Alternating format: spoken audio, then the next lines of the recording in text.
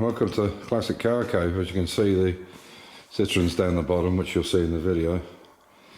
So tomorrow I need to turn this running because we've got to put an RPM gauge in it, and I might want to give it a test run during the week, not this week but during the week, some weeks in weeks to come, just make sure the RPM gauge is working. There's a track not far from here that I can rent during the week for €100 for about 4 hours. Shit, but it gives us a chance to see how it goes. And then we'll do something with the E-Type and put this baby away until June, when my friend comes with the seat belts for it. And this car, this Cooper's on the road all the time. As you can see, it's got a full-time plate on it. And maybe I can get my pool table back, get all this gear off it. But I need to give this area a bit of a clean up first. So I think what we'll do is keep all the cars that are running out here, and I'll park this one, Jeremy's car. I'll park that in there, put the two Minis in there, E-Type in the front and the Cooper at the back. And as you can see, we've got the XK. I drove it round this afternoon because we've got quite a bit of work to do on that. We've got some springs, triple springs to put on the carburetors and a bunch of other things. So unfortunately the speedo cable is out of stock, so we can't put that on. But we can start on the windows and the interior and get this roof sorted out as well. But I'll tell you this, Easy Steer from this company in Holland. This is the control here. And it's absolutely fabulous. Honestly, it's a baby could steer it. It's so powerful. But the nice thing about it being a rear start, you can turn it off, so you can drive it as it would have been in 1958, and just put it on when you want to park or reverse, or you're at slow speeds. But it works beautifully, and I think it's quite nicely out of the way there. It's not in your face, but it's easy to get to. So. And we've got, as I say, we've got a lot to do. I'm sorry about the dust, guys. I've had a few people say, "Oh, it's so dusty, it looks awful." But the problem is the dust in a way kind of protects it, because if you try and clean that down with the dust on it, it could scratch it. So what we need to do is use an airline, clean it off, and I'll have a guy come up and do a detail on it anyway once we've got the rest of it in. But yeah, it's looking good. I'm so looking forward to getting this out on the road. I mean, honestly, that steering is brilliant. I should say a few problems with the spring carburetors. We need to get them sorted out. And apart from that, it's going well.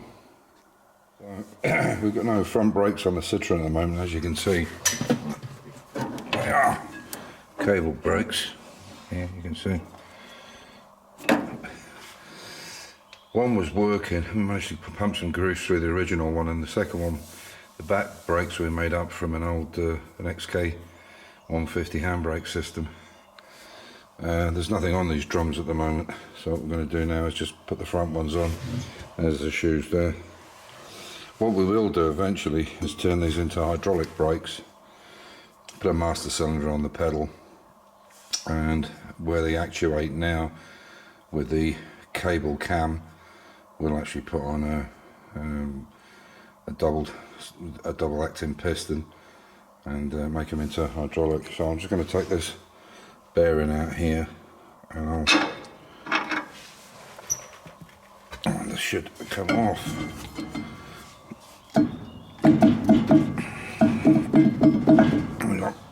I'll take it off. I can only hold it with one hand, the camera. Okay, so there you can see the stub axle and the back plate, and look at that, it's absolutely mint, from 1936. Obviously this was sandblasted and repainted, but all the bearings and everything seem to be good. We cleaned up the hub. Obviously we haven't sandblasted the main hub yet, but you can see how clean everything is, and there's the adjusting system there, and it all works. So I'll put it back on, put the cable comes through here, put it all back on, and then we'll have brakes and we can take it down tomorrow when the weather's better, and see how it goes. So going on from there, turn this light up. Going on from there, you can see how this radiator grille sticks out quite a bit. The 36 car, it changed in 35 or 36, and they went with this more kind of curvaceous one, and you can see where it is now. In 33 and 34, this is much straighter, and I like that look better. So what I'm going to do, once we get it down there, is take the grill off, and what I'll do then is cut these straight instead of at this angle here. This will be cut straight, the bonnet straight down, and then this piece in here, which has got a return on it, what I'll do is I'll cut the centre piece out, leave these originals. There's 4 screws in it here, there's a couple behind here as well, you might be able to see them.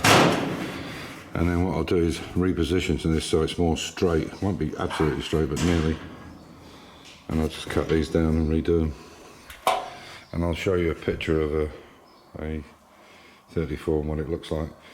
And then these wings, what I can do with these wings is make these wings more rounded, because obviously it will come into about here somewhere, around about here. So I can put a nice round bit on there, on them wings. Well, there we go. In the tented garage, all these lights you see along the side here, and these ones, they came out of the big garage up the top, and they're non-LED. So we put all LED and brought these down. So what we're going to do now is I've got 5, or I've got 4 at the moment. I'm going to get another one. So I'm going to put 5 LEDs in here from them, as you can see from them chains. So we put 2 up already. They're 230 off the ground, so that means we can get everything out we need. And if we ever bring anything bigger, we just lift the chains up and just put some wire through them if we want to. So they're very basic lights, but they'll do the job. So we're going to go on each one of these poles. So another one, so that'll be 3, 4, and the last one 5. And we put them all on chains. And so that means we can plug these in separately if we want just these lights in the middle, or we want the ones on the ends. And so I managed to get it down here. It wasn't running, but it does run. We ain't got the exhaust and everything on it, but we managed to get it down here. And this is these, we've got 2 on at the moment. We're just wiring up the other 2. These other 3 are going to be wired up to this end. But you see there's plenty of room to work on it in here. So yeah, and the nice thing, what we've done with these lights, the reason we put the cable up the middle and not up the chain, is if we get anything bigger in here, we can lift them up and just wire up the chains and still leave the lights on. We don't normally have anything that tall. And even the lifting frame, it can go out as 2 meters and 30, that, so it's not a problem. Yeah, but there's plenty of room in here to work. So tomorrow I'll bring down the welding machine and all the MIG welder, the second MIG welder, and the TIG I've got as well. So we'll bring all that down tomorrow. Anyway, it's down here, and these are all absolutely solid. Stand on the car. They're all made out of half pipe. And I've got these running boards which will go on it, or these running strips, and then there's round bits to go on the end, on each end. They'll obviously only be put on once it's all done. And yeah, I mean, you can see the wings got a lot of work. The reason these holes are drilled is because there was small rust in them, and obviously drilling them out gives you a nice clean. And the patches all got to be done in here. You can see it's starting to corrode a little bit. And again, here on the side, it's bad. So that's all got to be done. Once I take the wing off, you can see there where the wide edge is split. Here, it's in quite bad condition.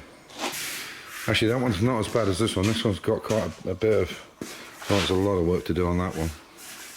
And you can see there, again on the wide edge, it's all smashed in on the side, and this bit down the bottom.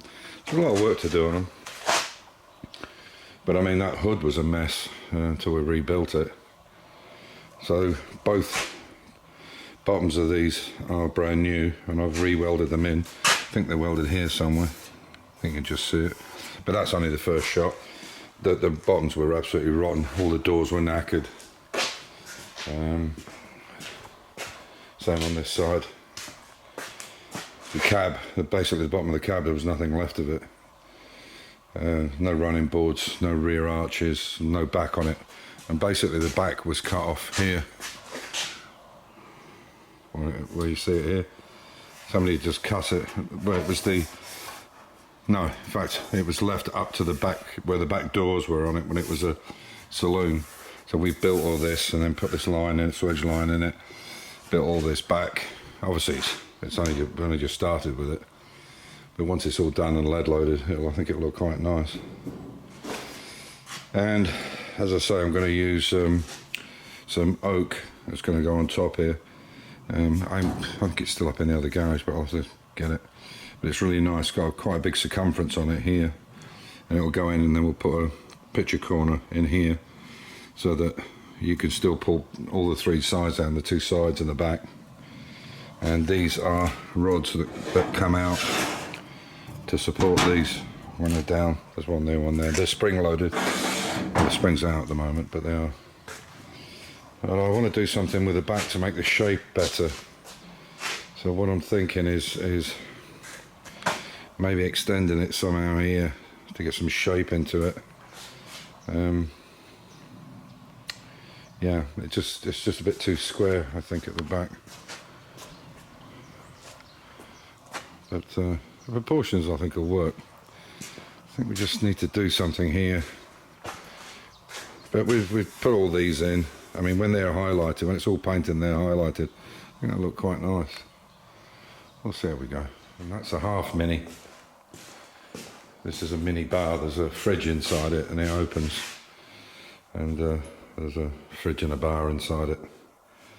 So it's supposed to be representing the Italian job, you know, where they were going through the tunnels.